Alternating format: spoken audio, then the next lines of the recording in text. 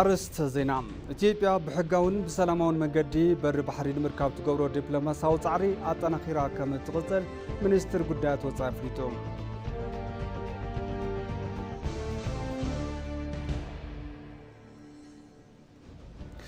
تفتراوي مزناقعي مايلومين فلفل حد شاير كتم عبي عدي بمخانو كحلون كلام عن كم زقبا نبرت قليصا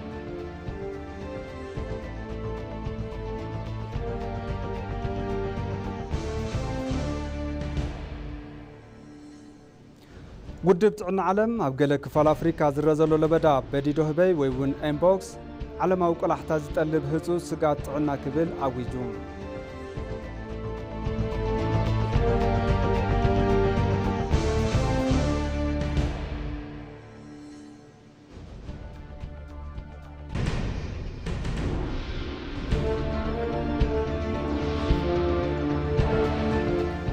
سلام طعنا بلي كورات ملكتنا ما أدي زينا حيزنا متينا لنا مزيناتات حبيركم صنح أنا برهان في السايم فلما نب حترتي زيناتات كحلف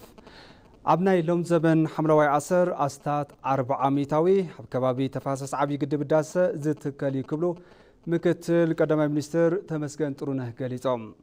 تو مكتل قدامي منستر عبد الريداوا بارك علي بيرا مرها قبر حملوي عصر عصاليتهم أيته تمسكن أبتوان ريداوا متشوتن أيراز اسمع معهم كينا نختقصل فلسطات ببزح كتكالي قبايلهم أبارك علي برا زي تقبر مرها قبر حملواي آسر لعل ترقم كمزلوه تزاريبهم حمنايلهم زبن حملواي آسر كاب زتكالو شعات نتو 5 بليون فلسطات اتي آستات 400 أو كبابي تفاسس عبي قد بداسة زتكاليو أونيلهم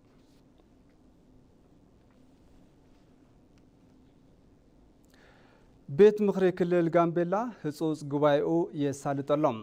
تي بيت مخري أبز سالط أزلو قبائي ويزرو عالمي تأمر رسم محدار كل الجامبيلا بمخان شيموان تنحداش تشاميت زبيت كلل نمقلقال زتوهاون حلافنت بقنعنا تأمانة بموصع تكلل نام حدوش معراف نمسققار كمز سرحا قال آتين اللوام أبا كل الجامبيلا نايهزوي مسارتاوي حتوتات سلام لمعاتن مملاس كسرح كبلاون تنرسم محدار قليت أنين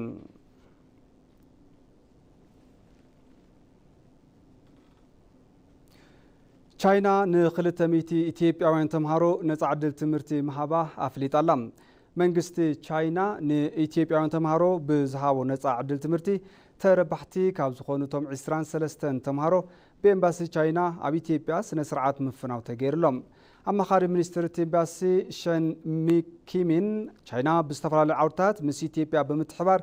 تسرح الليلهم بفلاي أو عودة تمرتي تهاجر ببعمتو نبزحات إثيوبيا وانتمهارو نتعدل تمرتي تب كمزل مزخاخيرهم أبز عمتون بستفرال مرها قبرتات كلتا ميتي تمهارو تربحتي نتعدل تمرتي كم تخانو قليتهم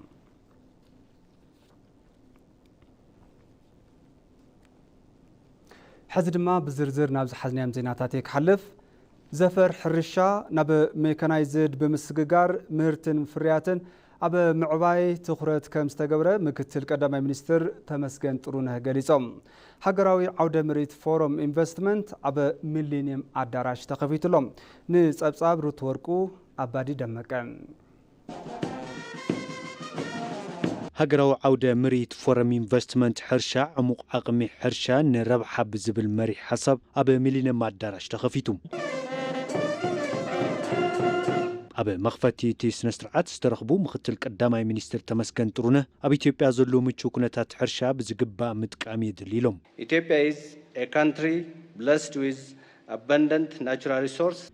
إثيوبيا بحفت تفترون كنتات سباي أيرن استعدلت يعني أزيد ما أبا سفحتن لمعات حرشاتات مريتن استفالة زراعتين يخلم عدل زفتريو أزي أبتعودي إن زنطفع عدل زهبيو أزي قنا أفلوتو كي تهابط أنيحيو كابا قربا جيزينا بزي قنا كندع بيت قطبانا مرقاقت وحسنا مقبن تغيرو يسرحلو زفر حرشا بمزمان وحسنا مقبين مرقات استفلالو يسرحت تاتي تكبر مهلاوم زحبرو توم مختل قدامي منستر حرشا ناب لمعات مكانايزد بمعباي مهرتن فرياتن مدنفع يسرح مهلاو قليسهم Our priority is mechanization which will pioneer progress. قدامنا نهو حرشانا مكانايزد مقباريو نزي بزتوهابة تخرط بامبتات مصنو تراكترات بمقراب ንቅድሚት ንኽግስግስ ሓጊዙና እዩ። ልምዓት ሕርሻ ብቴክኖሎጂ ንምሕጋዝን ተሳትፎ ውልቀ ዘፈር ንምዕባይን መንግስቲ ፖሊሲ ሓንፂፁ ይሰርሕ ከም ዘሎ ሚኒስትር ሕርሻ ዶክተር ግርማ ኣመንቲ ሓቢሮም። We have deliberately chosen the terms of the agricultural investment to bring about ትራንስፎርሜሽን ዘፈር ሕርሻ ሃገርና ንምርግጋጽ ዘኽእል እዩ። መንግስቲ እውን ውልቀ ዘፈር ዘበረታትዕ ምቹው ኩነታት ብምፍጣር ቴክኖሎጂታት ሕርሻ ብምጥቃም ምትእስሳር ዕዳጋ ካብ ውሽጢ ዓዲ ክሳብ ወጻኢ ከቕርበሉ ዝኽእል ፖሊሲታት ብምሕንጻጽ እናሰርሐ እዩ። ኣብ ትካል ሕርሻን ምግብን ዓለም ዋና ኢኮኖሚስት ዝኾኑ ዶክተር ማክሲም ቶሮሮ ኢትዮጵያ ውሕስና ምግቢ ንምርጋጽ ኣብ ዘፈር ሕርሻ ተመዝግቦ ዘላ ውጽኢት ዝበረታትዕ ኢሎም። Let me thank the Ethiopian government for all the support and for taking such a lead. መንግስቲ ኢትዮጵያ ኣብ ዘፈር ሕርሻ ዝፍጽሞ ዘሎ ተግባር ክመስግን ይደሊ። ኣብቲ ዘፈር ኢንቨስትመንት ንኽመጽእ ዝግበር ዘሎ እውን ብተመሳሳሊ ኣብ ኢትዮጵያ ዝረአ ዘሎ ለውጢ ዝተባባዕ እዩ። እቲ ፎረም ኢንቨስትመንት ንኽልተ መዓልትታት ዝጸንሕ እንትኸውን ኣብ ዝተፈላለዩ ዛዕባታት ትኹረት ዝገበረ ምዃኑ ተሓቢሩ።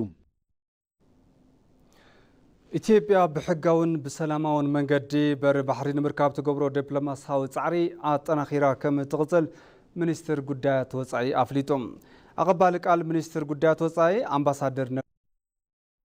ውን ዘባውን ጉዳያት ኣዲቦም ንጋዜጠኛታት ኣብ ዝሃብዎ መግለጺ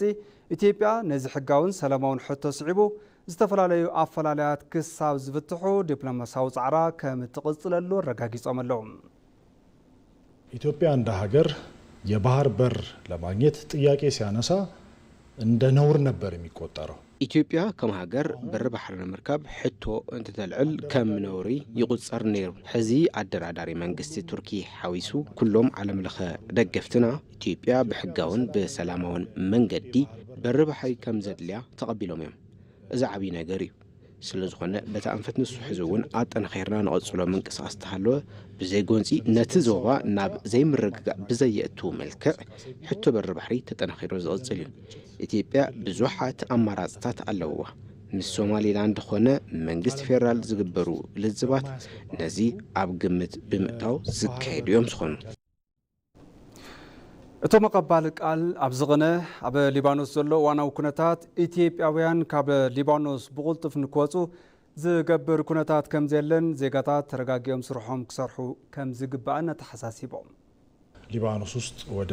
150 ሺህ የሚጠጉ ዜጎች ይኖራሉ ተብሎ ይጠበቃል። ኣብ ሊባኖስ ኣስታት 150 ሺህ ዝኾኑ ዜጋታት ኣለው ተባሂሉ ይግመት። ነዞም ዜጋታት ኣድላይ ተኾይኑ ጥራሕ ጸገም ከየጋጥሞም ስጉምቲ ዝወስድ ጊዜያዊ ኮሚቴ ተጣይሹሎ። እዚ ኮሚቴ ኣብ ሊባኖስ ዘሎ ኩነታት እናኸፍአ ዝኸይድ እንተኾይኑ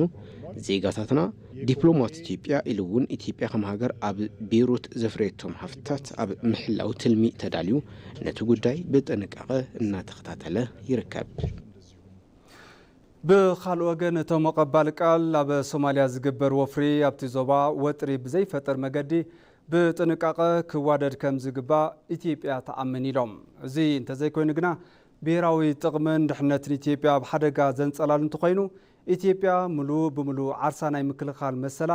ክተረጋግጽ እውን እያ ኢሎም ኣለዉ። ከም ጸብጻብ ዮሃንስ ፍስሓ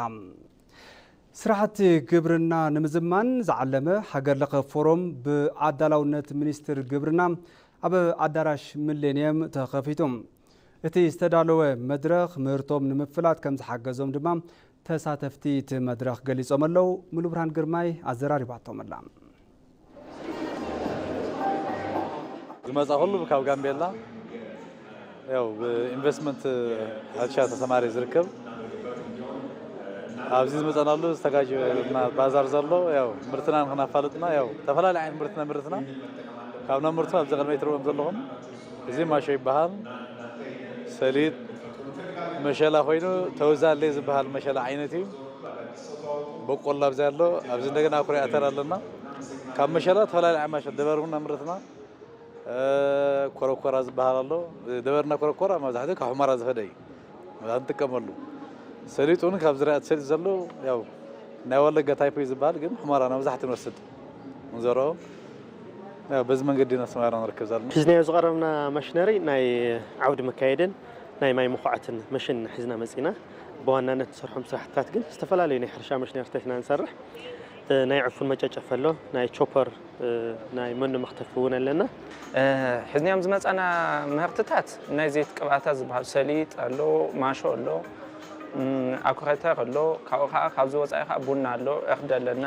ሽምብራ ኣለና እዚኦም ኩሎም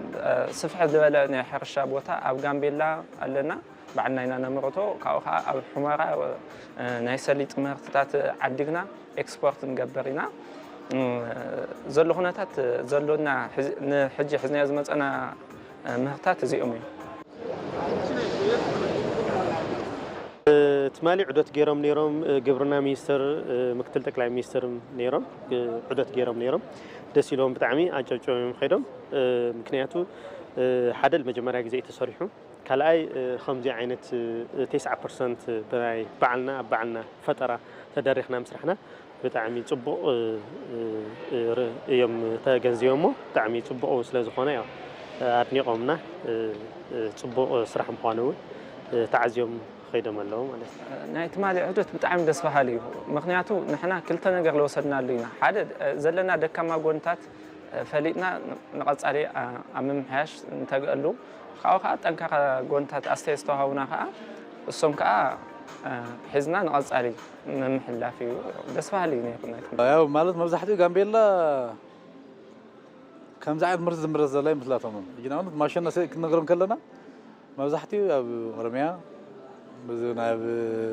ኣብ ሑመራ በአማራ ክልል ዝምረት ጥራሕ ይመስሎም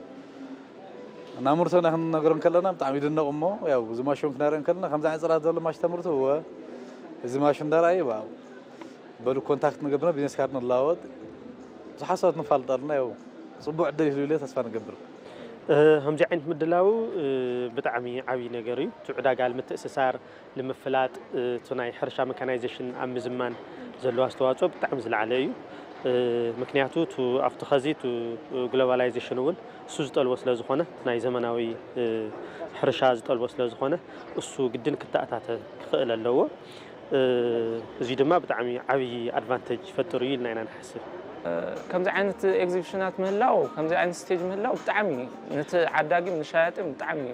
ዓብይ ዕድል እዩ ዓብይ ቻንስ እዩ ምክንያቱ ሕጂ ንሕና ካብዚ ብዙሕ ነገር እናተጠቐምና ኢና ብዙሓት ደንበኛታት እናተፋለጥና ኢና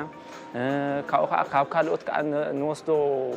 ቆንጆ ሓሳባት ቆንጆ ኣስተያየታት ኣለዉ እሱም እናወሰድና ኢና ብጣዕሚ ደስ በሃሊ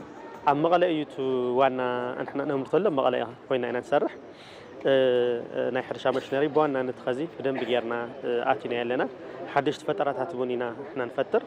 እቲ ናይ ዓውዲ መካየዲ ዝትሪእዎ ዘለኹም ቅድሚ ኸዚ ካብ ቱርኪ ዝመፅእ ነይሩ ካብ ህንድና ካብ ቱርኪ ዝመፅእ ነይሩ ሕዚ ግን ንሕና ሰሪሕና ኣለና ዳርጋ 90% ኣብዚ ውሽጢ ዝስራሕ መሽን እዩ ካብ ደገ ዝወፅእ ኣቕሓ ይብልን ስለዚ ብዙሕ ዕድል ኣለዎ ኢልና ንሓስብ እንታይ ዓይነት ቦታ ከም ዝኾነ እንታይ ዓይነት ሰባት ኣብኡ ከም ዘለና ብዘለፀ ብሰፋፊ ሕርሻ ያው ውሕድ ግዜያት ይገር ዘሎ ቢያንስ ካብ 10 ዓመት ንታሕቲ ዝኸውን በዚ ናይ ሰፋፊ ግብርና ሕርሻዊ ተሰማርና ንርከብ ዘለና ብዘለፀ ድማ እዚ ነገር ዝግጅው ምርትና ፋሊጥና ቀጥታ ንሕና እውን ነረካ ካብ ገዛኢ ዘለና ዕዳጋ ካብ ነቕርበ ባዕልና ኣብነት ኤክስፖርት ዝኾነ ማሾ እዚ ኣሎ ሰሊጡን ኣሎ ኣኩሪያተን እዚኦም ናይ ኤክስፖርት ዕድል እንተጋጥመናና ያው ካብ ወፃእ ዝመፁ ኣብ ዓዲ ውሽጢ ዘለዉ ሰብ ሃፍቲ ክንላልና ነመፅና ዘለና ያው እንዳተፋለጥና ምርተን እንዳፋለጥና ዘለና እቲ ናይ ሕርሻ ሜካናይዜሽን ከምዚ ዓይነት ፕሮግራም ምቕራቡ ብጣዕሚ ዓብይ ዕድል እዩ ኢልና ኢና ንሓስብ ኣብቲ ናይ ሕርሻ ናብ ዘመናዊ ንምቕያር እዚ ዓብይ ሓደ ዕድል እዩ መምራታይ እቶም መምረቲ ኣካላት ብምልኦም ከምዚ ዓይነት ለህዝቢ ዝቐርብ መሽነርታት ክምረት ክኽእል ኣለዎ እና ፅቡቕ ዕድል እዩ ኣብቲ ናይ ከረንሲ ኣብኡ እውን ብዙሕ ኣስተዋፅኦ ኣለዎ ኢልና ንሓስብ ካሊእ ኣብ ናይ ስራሕ ዕድል ምፍጣር እውን ብዙሕ ኣድቫንቴጅ ኣለዎ ብተመሳሳሊ ድማ ካብቲ ናይ ደገ ዝመፅእ መሽነሪ ፍልይ ዘብሎ ነገር ኣብ ሰርቪስ ኣወሃህባ ኣብዚኦ ቀረባና ባዕልና ስራሕ ናይ መሽን ስለ ዝኾነ ሰርቪስ ኣወሃህባ ብጣዕሚ ስሉጥ ብዝኾነ መልክዑ ኢና ንዝምልከቱ ኣካል ዘመሓላልፎ መልእኽቲ ከምዚ ዓይነት ኤግዚቢሽና ከምዚ ዓይነት ስቴጃት ክውሕዱ የብሎምን እየ ባህሊ ምክንያቱ ብጣዕሚ ኣብዚ ሕጂ ኣነ ኣብዚኣ ካብ ዝረኣኹ ብዙሕ ቢዝነስማናት ብዙሕ ቢዝነስ ውመን ብጣዕሚ ሓሳባት ኣይድያ ሸር ክጋበሩ ገለ ይርኢ ኣለኹና ከምዚ ዓይነት ስቴጃት ክንእሱ የብሎም ባህሌ ኣብ ዓመት ሓደ ክልተ ኾነ የብሎም በቃ ከበዝሕ ኣለዎ ባህሌ ተፈጥራዊ መዘናግዒ ማይ ሎሚን ፍልፍል ሓዱሽ ኣየር ከተማ ዓብዪ ዓዲ ብምዃኑ ክሕለውን ክለምዕን ከም ዝግባእ ነበርቲ ገሊጾም ኣብ ጽባቐታ ከተማ ዝዕመም ዘሎ ስራሕቲ ዘተባብዖ ዋላ እኳ እንተኾነ ንዜጋታት ዕድል ስራሕ ዝፈጥሩ ፋብሪካታት ከም ዝንእሱ ግና ነበርቲ ከተማ ዓብዪ ዓዲ ተዛሪቦም ኣለዎም ፍሳ መብራቱ ተወሳኺ ኣለዎ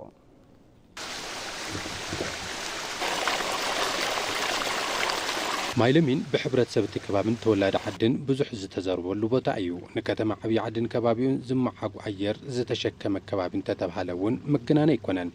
እቲ ከባቢ ቆላ ጸባይ ኣየር ዝሓዘለ ዋላ እንተኾነ ኣበ ማይ ሎሚን ዘሎ ተፈጥራዊ ኣግራብን ዝሑል ኣየርን ንከተማ ዓብዪ ዓዲ ህይወት ከም ዝዘርአላ እዩ ዝግለጽ እዚ ዕድል እዚ ብምጥቃም ነበርቲ ተወዲሙ ኣብቲ ተፈጥራዊ ጽባቐ ዝተዓደለ ማይ ሎሚን ብሓደ ገጽ ሕብረተሰብ ዘገልግሉ ብኻሊእ መልክዑ ድማ ናብርኦም ዝመርሑሉ ከም ዘለዉ ተዓዚብና ኣብ ቦምበር ማሕበር መዘናግዒ ማይ ሎሚን ከሰተ ይርካብ እውን ዝገለጹልና ንዚ ዘጠናኽር እዩ ብተፈጥሮ ከም ትሪእዎ ኣለኹም ብጣዕሚ ግርነቱ ብሰብ ተከል ይኹን ብተፈጥሮ ጽቡዓት ኣግራባት እዮም እኒአዎ ያው ዝኸባቢና ከምቲ ረኣኹሞ ሙቐት ትኸውን እንተሎ ኣብ ማይ ሎሚን መፂኻ ግን ምንም ናይ ፀሓይ ወይ ናይ ሙቐት ምልክት የብሉን ብጣዕሚ ዝሓልና ስሩ ከባቢ ኣብዪ ዓዲ እኒኦ ኩሉ ኣብል እዩ ምክንያቱ ምስቲ ከባቢና ቆላ ምስቲ ምዃኑ ኣብ ማይ ሎሚን መፂኻ ግን ብጣዕሚ በቃ ዝሑል እግሪ ዛፋት ጽላል ምንም ዓይነት ፀሓይ ኣየኣትዮ እቲ ከባቢ መብዛሕትኡ በቲ ተፈጥሮ እዩ ሰብ ተሓጒሱ ዝኸይድ ማይ ሎሚን መግለፂ ጽባቐን ፍልፍል ዝሑል ኣየርን ከተማ ዓብዪ ዓዲ እዩ ዝበለ ከሰተ ይርጋ ካብ ዝኾነ ከባቢ ንዝመጽእ ጋሻ በረከት ዓብዪ ዓዲ ዝኾነ ሜስ ከይተቋደሰ ካብዚ ከባቢ ከም ዘይወፅእ ተዛሪቡ ከዚ ኣብዚ እናቕርቦ ብዝበለፀ ብሜስ እዩ ዝፍለጥ እዚ ከባቢ ማንም ጋሻ መፅኡ ሜስ ጽቡቕ ሜስ ከም ዝኾነ ኣመስግኑ እዩ ዝኸይድ ካልኦት እውን ምግቢ ኣዘጋጂ ኩሎም ዓይነታት መስተ ናይ ካብ ለስላሳ ይኹን ናይ ኣልኮል መስተታት ኩሎም ኢና እናዘጋጂ ሃፍቱ ገብረ መድህንን ሓለቃ 50 ገብረ ጻድቕ መኩርያን ነበርቲ ከተማ ዓብዪ ዓዲ እዮም ከተማኦም ካብ ግዜ ናብ ግዜ ብመሰረተ ልምዓትን ጽባቐ እናዓንበበት መጽእ ብምህላዋ ከም ዝሕጉሶም ብምግላጽ ነገር ግና ንተወላዲ እቲ ከባቢ ዕድል ስራሕ ዝፈጥር ፋብሪካታትን መሰረተ ልምዓትን ሙሉእነት ከም ዘይብሉ ሓቢሮም እታ ከተማ ክትመሓየሽ ትኽእል ሓደ ዝኾነ ፋብሪካ ክህልዎ ኣለዎ ፋብሪካ ዛዕይ ትፈልጢ ዓባይ ዓዲ እዚኣ ሰራሕተኛ ንሕዚ ዝኾነ ድርጅት የለ ግን ትርጉም የብሉ ክሉ ዓዲ ክትዓበይ ትኽእል እዩ በየሆቴሉ በየማይዳ ከይድርቢ ሰውን ብ20 ሜትሮ እናተቐጽዐ ብዙ እርማት ለው ከተማና ከተማ ዓብዪ ዓዲ ድሕሪ ዝተረኸብ ሃዋህው ሰላም ብበጀትን ጉልበትን ምምሕዳርን ህዝብን እታ ከተማ ናብ ዝሐሸ ጽባቐ ክትመጽእ ምኽኣላ መተሓባበሪ ሓምለዋይ ልምዓትን ጽባቐ ከተማን ቤት መዘጋጃ ከተማ ዓብዪ ዓዲ ጎይቶኦም ብርሃነ ገሊጹ ነታ ከተማ ጽሬትን ጽባቐን ንምሕላው ዘኽእላ ደረቕን ፈሳስን ጓሓፍን ምእላይ ዝተዋፈረ 5 ማሕበራት ከም ዘለዋ እውን ወሲኹ ኣብሪሁ ዝተገበረ ናይ ሰላም ሃዋህው ስዒቡ ናይ ልምዓት ስራሕትን ፕሮጀክታትን ካብ ዝጀመርናሉ እዋን ጀሚሩ ያው ናብ ዝሐሸ ቀስ በቀስ በጀት ዝሓትት ቀስ በቀስ እናተጠየቀ ጉልበት ዝሓትት ደግሞ ብጉልበት እናገበርና ያው ታ ከተማ ናብ ንቡር ተመሊሳ ውቅብትን ፅሬትን ኮይና ንኢንቨስትመንት ሰሓቢትን ናይ ባህልን ቱሪዝምን ማእኸል ንክትከውን ብዙሓት ስራሕቲ እናተሰርሐ እዮም ማለት እዩ ኣብ ልዕሊ እዚ ኣብቲ ትሕቲ ከይዲ ስራሕ 5 ማሕበራት ኣለዎ ከተማ ዓብዪ ዓዲ ብርኪ ምዕባላን ጽባቐ ናብ ዝሐሸ ንኽዓቢ እተን 5 ማሕበራት ስራሕ ክፍፍል ኣለወን ዝበለ ኣይተ ጎይቶኦም ብፍላይ ኣብ ተኣላልያ ደረቕ ጓሓፍ ምፍላይ ዝሓቅቕን ዘየሓቅቕን ጓሓፍ ፈልሲ ምርባሕን ምትካልን ምፅራይ ጎደናን ሓዊሱ ኮታስ ነታ ከተማ ጽባቐ ኩሎም ልዑል እጃም ከም ዘለዎም ኣብሪሁ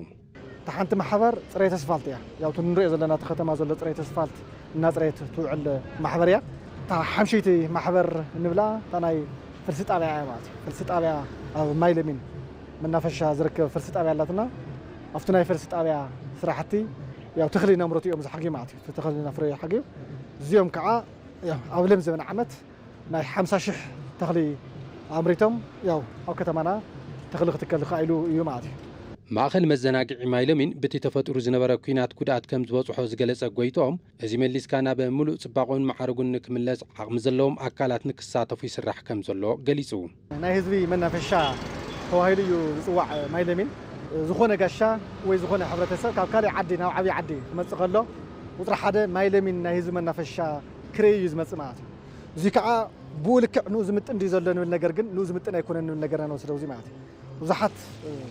مناتات اللو هذا تو بارك ويكعت من نافشان السو ياو بتو تفطير زنا رخنات عانين تباخينون توالاشين صنعي عاوزنا واماتون ياو تورط الخنات تون الله يبا بولك نون مدحان بيت مزاجا ختم عبي عدي مسلم محضر كتما بمخوان بصراحه مسرحت له ثم لا يتخلى تخلا حويت صراحه يسرح له معه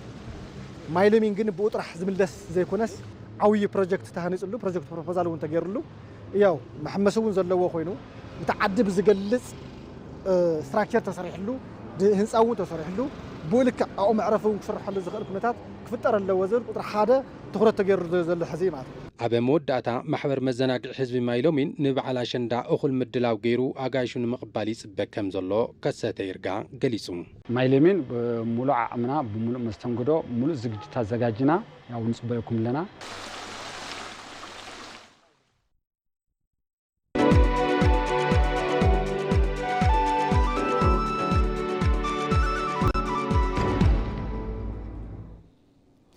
زين عداقة قصن عب باركتات اندستري نعود انفستمنت مكانوابر فريات قبرنا متشو كونتات كم فترة عب ود حبرات منقستات وانا ايكونوميست بروغرام مقبي دكتور ماكسيمو توريرو قليصوم دكتور ماكسيمو توريرو عب بارك اندستري بولي لمي كيد فريات عدد غيرهم عب تعدد وانا فتاة مسرح كوربوريشن لمعات باركتات اندستري دكتور فساي تاقسو أمباسادر طاليان ناب إثيوبيا دميتو حامبيسان كالوت حلفت سراحن ترخيبهم دكتور ماكسيمو توريرو أب بارك اندستري زركو سوفلي مالت إثيوبيا أفراي بوغلي بيران شنتس أفراي جرك أمريكان كيد فريات تعذيبهم أب باركتات اندستري نعود انفستمنت مكانا بابر فريات قبرنا متشو كنتات كم ستفترة قليس أمرلهم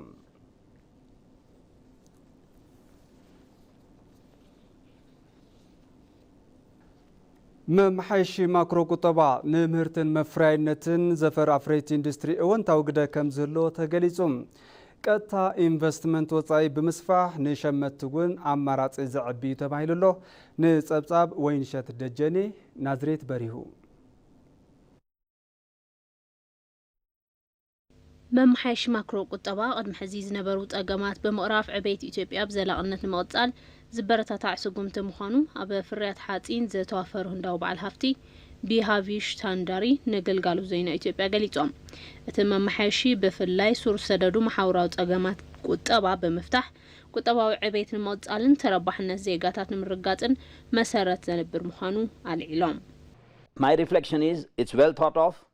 It is groundbreaking. بناتي الرأي زي ريفورم عزيزنا أديو عبي سوغميوني إذا جبت لوتي زمس سوغمتيو إذا نكخون مس إثيوبيان مبرق أفريكان بمتحبار زرحة كوبانياتات بدعم صبو ريفورمي كله زحقو فيه متحبار بيزنس دت أنا خروني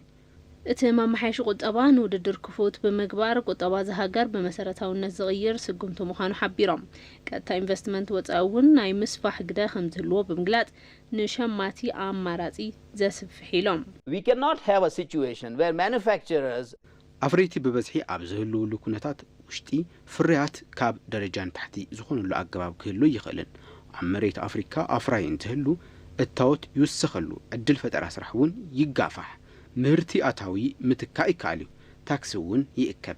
عبيت قطبا يسالت دفر مانفاكتشرينج كعبلو وفريتي بياتفري بزمداي كقافح اللو سلازي زي ريفورم مسكالوت ريفورم تتدميرو نافريتي اندستري اوانتاوي قدا يبركت الزفر انت عبي زهبو ربحة بقولك زرقة يخون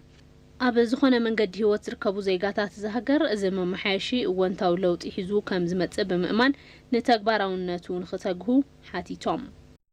We tried the other thing, status quo. It led us to this. قدم حزي زنبرو أسرار حتات فتينا يوم أبزيب سيحمنايم زقبرو طبوقات قصصرات وصيت أمسون نيتيبيان حزي زدلي صباح زحشة كم زخون محسابي زد حساسبا فترت تسعنتو محبرات مويا سب مويا ميديا مهورات انفسترات كهلوم زقبايو إذا ما محيش ماكرو قطبات تكبرو زدلو وصيت نممتا ناي كلو زيغان تكالاتن متحوار كم زدلن كلو قدوو كواتاء كم زلوون اتحساسيبان حزدمانا بزينا وصاق سجر ودبت عنا علم أب جل كفال أفريقيا زرزلو لبدا بديدو هبي ويون إمبوكس علماوي كل احتاج تقلب هتوس سقاط عنا كبل أو جلهم اتي قدم كبل بمانكي بوكس زفلت زنبر عزيو تلابا حمام عب ديمقراسية ريبابليك كونغو عب زنبر ناي مجمر تلبدا بوحدو 457 قتيليوم حزد ما أبقل كفال ماخلين مبرغن أفريقيا تلوات عينتات اتحمام بقلتو في زرقاح ملاون بسنكو زقات العلمة موتن نتمرا مرتي كامز الشاقلوم تقليسيوم وانا ديركتور ودبت عنا علم دكتور تيدروس أدحانوم أبا وشت أفريقيا